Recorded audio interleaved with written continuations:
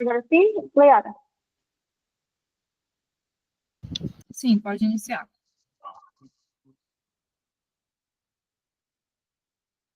Então, boa tarde, meninas.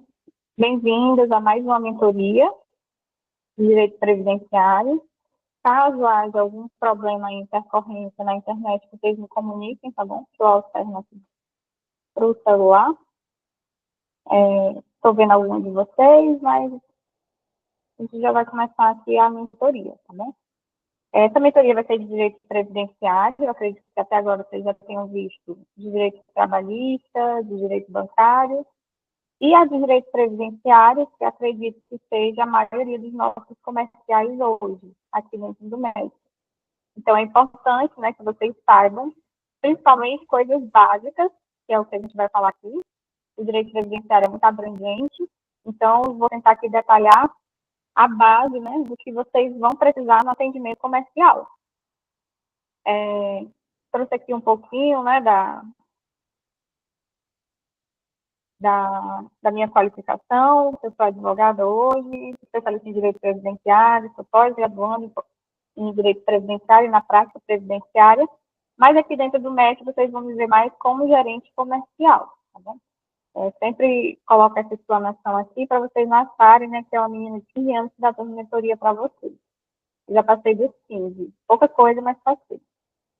E aí, gente, agora a gente vai começar aqui a mentoria falando a respeito dos livros que vão chegar para vocês. Lead é o que a gente chama daquele contato do WhatsApp, porque normalmente eles vêm de tráfego e eles vão cair dentro do WhatsApp ou na plataforma de atendimento. Existem diversas plataformas de atendimento utilizadas pelos advogados. Então, a partir da chegada do lead é que vocês vão prestar, vai iniciar aí o trabalho de vocês. A gente preza muito pela questão do atendimento humanizado. Vocês vão trabalhar com os advogados e o que a gente requer, tá bom? O mínimo que a gente pede, RG, CPF, comprovante de residência. Isso depois que a gente já tem qualificado aquele lead, ou seja, verificado que ele preenche os requisitos. E também no direito previdenciário a gente trabalha muito com a análise, com a documentação comprobatória, que é aquela que a gente utiliza justamente para comprovar a incapacidade, né, normalmente, quando se trata de benefício do INSS, ou outro acometimento, como, por exemplo, na gestação, né, não vai ser exatamente o laudo médico, vai ser ali uma certidão de nascimento, né, enfim, a gente vai falar um pouquinho sobre o direito propriamente dito na mentoria. Então, sempre é bom, dentro do atendimento, vocês requererem essas documentações pessoais e, no direito previdenciário, laudos médicos, receituários, atestados, enfim, tudo o que possa embasar pedido.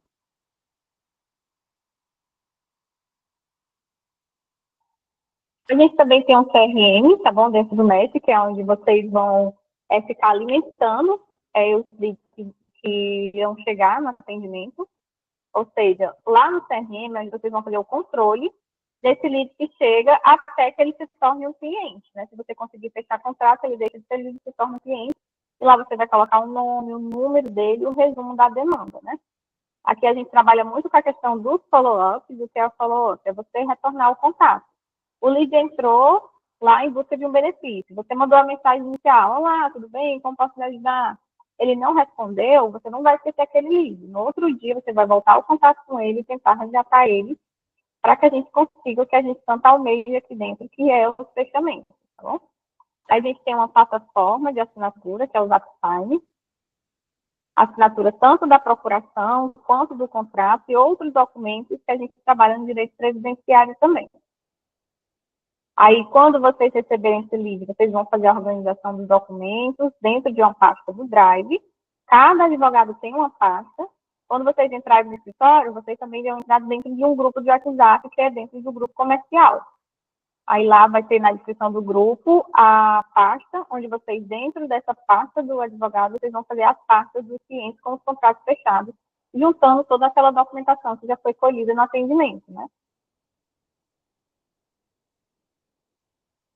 E aí, se for o caso, tá bom, após o fechamento de contrato, você vai informar dentro do grupo do advogado o fechamento de contrato E às vezes ele tem uma terceira pessoa, e aí você vai encaminhar esse link da pasta para essa terceira pessoa, se for o caso, e formando um contrato fechado. O serviço de vocês, né, vai ter mais pré-venda, então vocês vão, desde o atendimento inicial até o fechamento do contrato. Fechou o contrato, a responsabilidade já é com o advogado para protocolo e ficar dando informações a respeito do processo.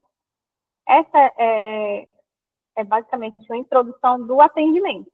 Agora a gente vai falar propriamente do direito previdenciário, que aí a gente vai falar tanto da questão material quanto também da questão formal ou processual, né? Chamado.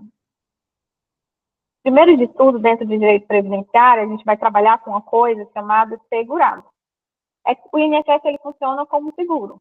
A pessoa contribui para ter acesso a alguns direitos, né, quando acometido por alguma intercorrência, seja a doença, uma deficiência, a gestação, ou até a morte, no caso da pensão por morte, né? Então, é muito importante que vocês saibam que toda pessoa, para ter acesso a direitos do INSS, um auxílio acidente, um auxílio doença, ela precisa ter contribuído para a Previdência. A pessoa não pode requerer um auxílio dentro do INSS sem nunca ter contribuído, isso não existe. Então, a primeira coisa que vocês têm que saber é da necessidade de contribuição. Existem algumas pessoas, algumas modalidades de trabalho, inclusive, que elas têm uma contribuição obrigatória. Então, assim, a pessoa não vai contribuir porque ela vai contribuir porque ela é obrigada. Que é o caso das pessoas que trabalham de CLT, né, carteira assinada, pessoas que são contratadas pela prefeitura, por exemplo, que utiliza muito essa questão do contrato, também tem a contribuição obrigatória. Todo empregador, em tese, é obrigatório a contribuição para o INSS. Também tem os contribuintes facultativos, que são aquelas pessoas que elas não exercem as atividades descritas no INSS como obrigatórias, não é o empregador, mas que desejam contribuir para o INSS. Por exemplo, a dona de casa. A dona de casa, ela não exerce nenhuma função que a obrigue a contribuir para o INSS, mas ela pode contribuir para ter acesso a esses direitos, né, de forma facultativa. Então, ser segurado do INSS, ou seja, contribuir para o INSS, é um requisito para todos os benefícios do INSS. Mas o que vai acontecer dentro do atendimento? Vai acontecer de muitas vezes as pessoas que entrarem em contato com vocês, elas deixaram de contribuir em algum momento. Então, nesse caso, a gente já vai levar em consideração uma coisa chamada período de graça. É quando a pessoa, mesmo sem estar contribuindo, ela pode ter acesso aos direitos. Por quê? Porque quando a pessoa contribui para o INSS e deixa de contribuir, não é automaticamente que ela vai perder os direitos. O INSS dá um prazo, né, aí chamado período de graça, que pode ser de 13 meses, cerca de 13 meses, mas também pode ser prorrogado em algumas circunstâncias. Para isso, vocês sempre vão ter o apoio da gerência para verificar, né, quando chegar um lead, se ele está ou não dentro desse período de graça.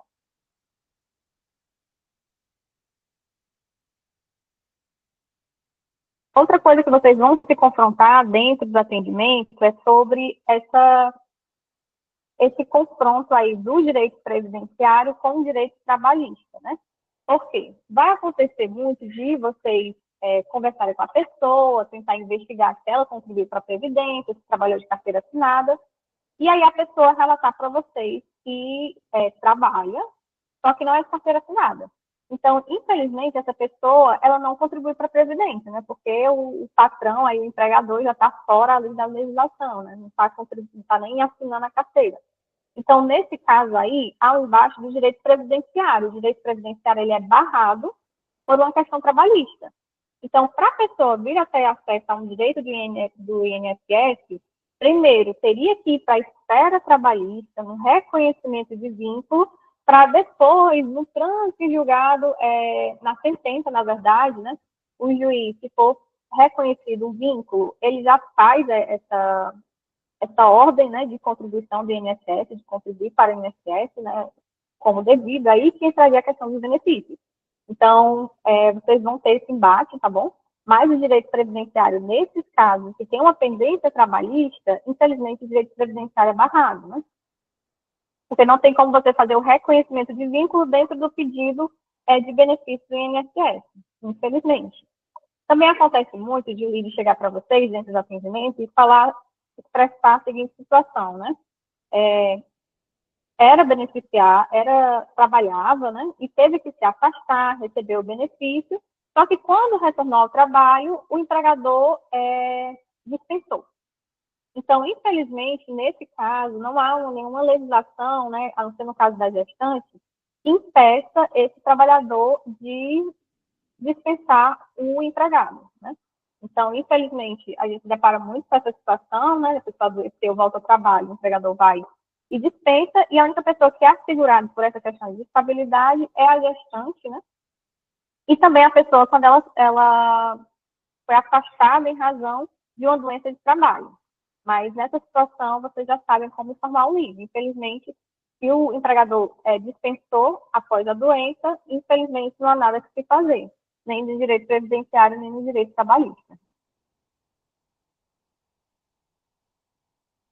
Aí eu gosto de dividir, tá bom? As pessoas dividem o direito processual, que agora a gente já vai falar dos benefícios, né?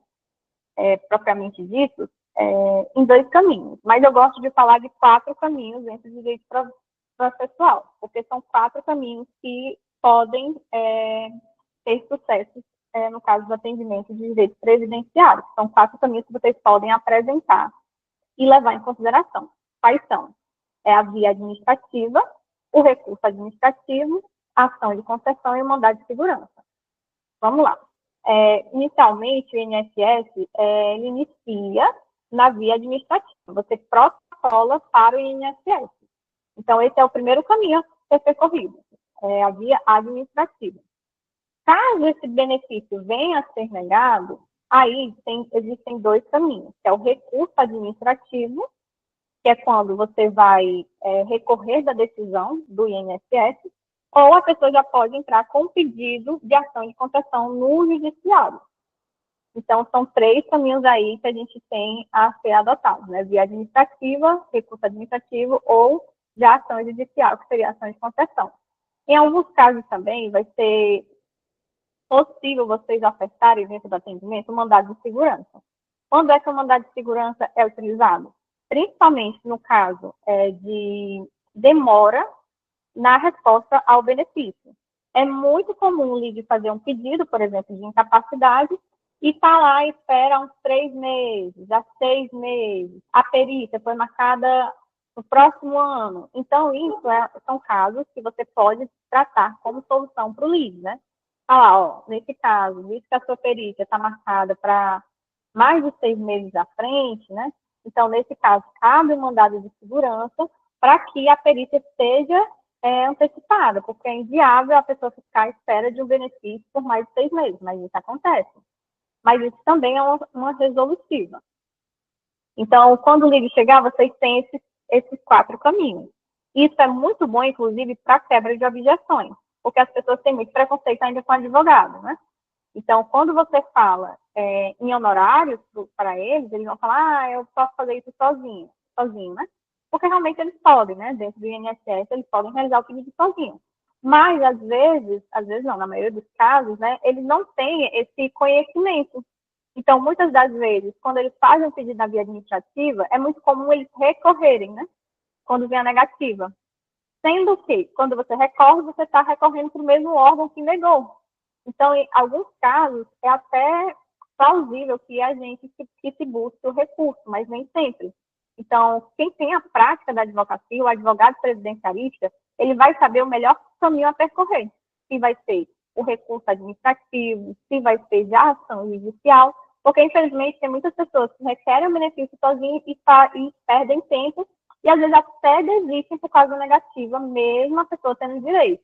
Não sei se vocês sabem, mas o maior réu hoje no Brasil é o INSS. O INSS tem inúmeros processos contra eles, justamente porque eles negam muito benefícios, mesmo as pessoas tendo direito a eles. Então, o acompanhamento jurídico, vocês que vão estar aí por trás dos atendimentos dos advogados, é muito importante, principalmente para dar agilidade ao benefício. E principalmente tem a questão aí da perícia, né, de saber o melhor caminho a percorrer. Se seria na via administrativa, no recurso administrativo, numa ação ou um mandado de segurança, né? Lembrando que o mandado de segurança ele não é uma resolutiva para a concessão do benefício. Ele é uma forma, né, da gente ter o benefício aí, uma perícia marcada mais rápido, uma resposta mais rápida do INSS.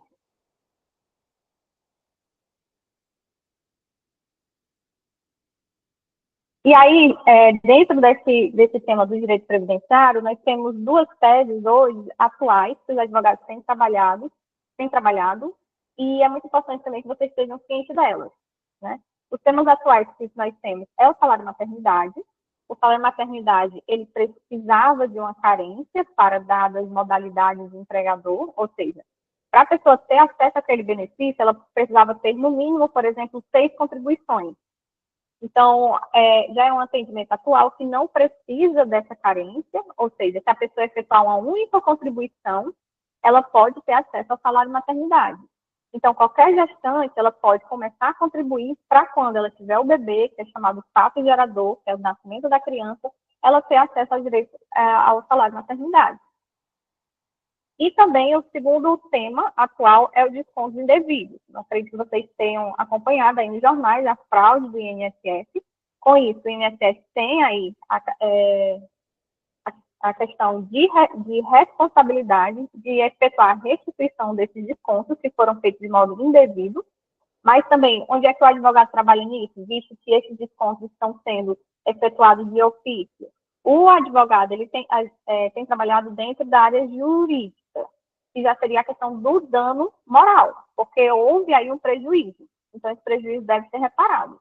Então, se houve descontos indevidos, não só as pessoas têm direito à restituição desses valores, como também uma ação aí para reparar esse dano causado em decorrência desse desconto por tanto tempo, desconto indevido.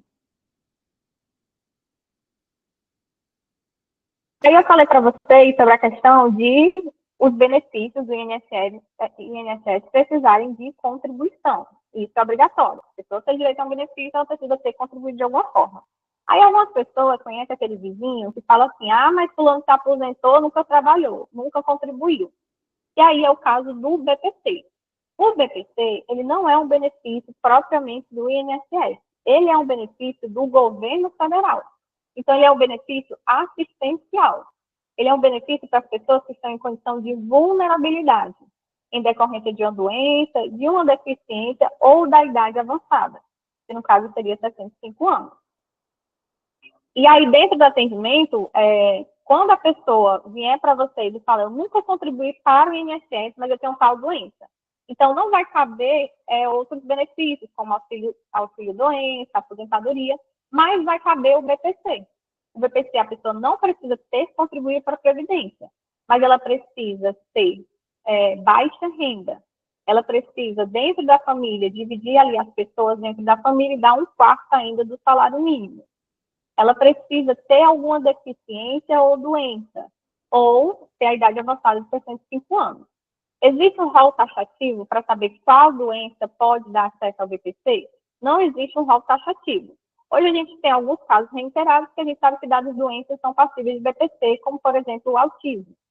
Mas não existe um rol que se possa dizer, essa doença aqui cabe BPC. Não existe, né?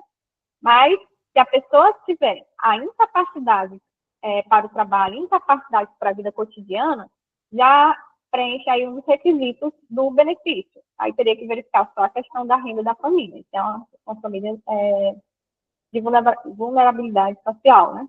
Uma família pobre na forma da lei. E aí vem a questão dos requisitos que são cumulativos. Não é só a pessoa ter a doença, ela precisa ter a doença, precisa ter a renda requerida do INSS, que é um quarto do salário mínimo. Lembrando que essa renda ela pode ser flexibilizada no judiciário, que fica até metade do salário mínimo. Então, toda vez que chegar o benefício, vocês vão ter que analisar quantas pessoas residem na casa, quantas pessoas estão no cadastro único e qual a renda de cada uma delas, se elas possuem renda, se trabalham ou não. Porque aí a gente vai ter que verificar a renda per capita. Então, por exemplo, se numa casa existe 4 pessoas, uma delas trabalha e ganha um salário mínimo, se a gente for dividir esse salário mínimo por 4, vai ainda dar acesso ao benefício, né? Porque vai ficar a renda de um quarto do salário mínimo. Então, se eu tiver uma pessoa, por exemplo, com autismo na casa, essa pessoa pode requerer o BPC. Então, o BPC ele é um benefício assistencial que, se preenche os requisitos, a pessoa pode vir a ter direito.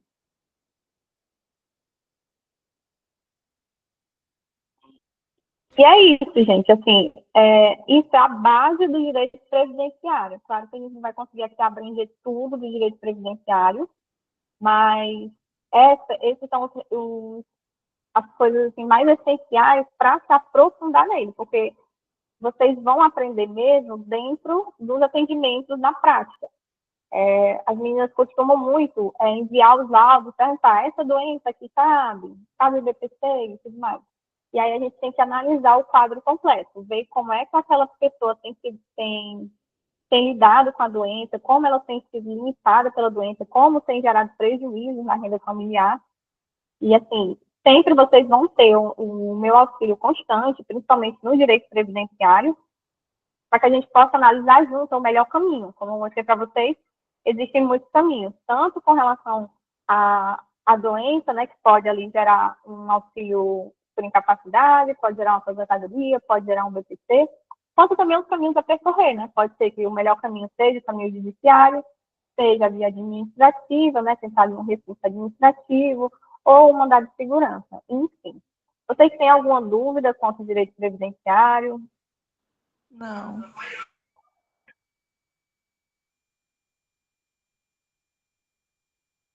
Deixa eu só fazer aqui a chamada. Então,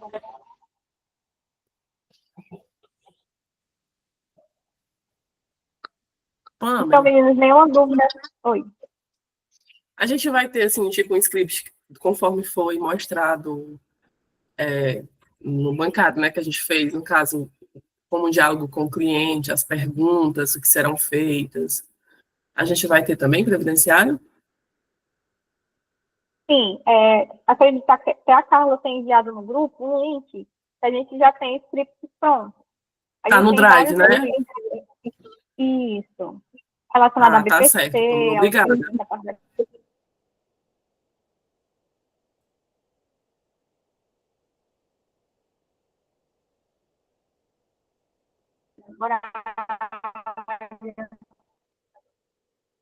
Salário maternidade.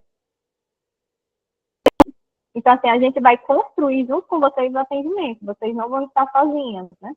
Então, chegou um cliente, você pode enviar. O cliente chegou assim, o que é que eu digo? Né? Normalmente, a gente formula as frases para vocês, até vocês entenderem como funciona o atendimento.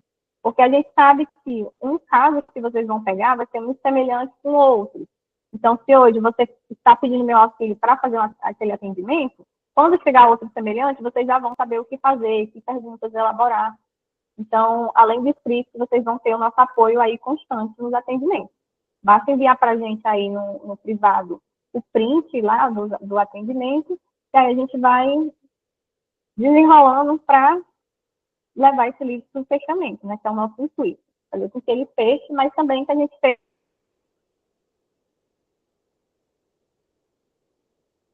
com um livro qualificado, né? Que o livro é do benefício. Não, imagina, se vocês não tiverem nenhuma dúvida, tá bom? Vocês estão dispensadas. A gente vai fazer a divisão do squad e provavelmente, né, quem for pegar comerciais previdenciários vai